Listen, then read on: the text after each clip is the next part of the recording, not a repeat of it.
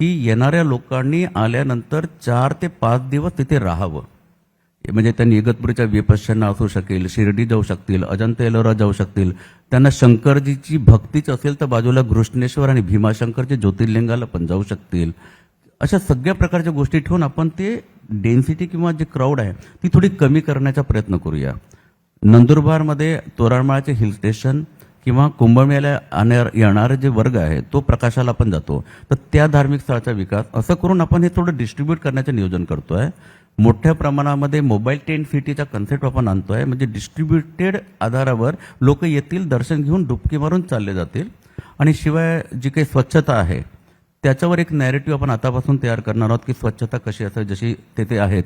म्हणजे एक टॅगलाईन आहे, म्हणजे डुबकी मारने के लिए हरिद्वार गए, ऋषिकेश गए असं आपण जेव्हा म्हणतो, तर डुबकी मारण्यातून आपले पाप धुतलेले आहेत असं आपण समजतो.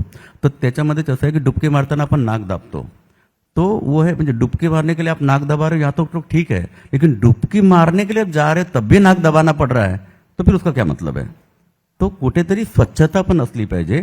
तुम्ही नारळ, फूल, हार वाहा, पण त्याच वेळेस त्या गोष्टीचं पावित्र्य आणि स्वच्छता दोन्ही गोष्टी पाहायला पाहिजेत.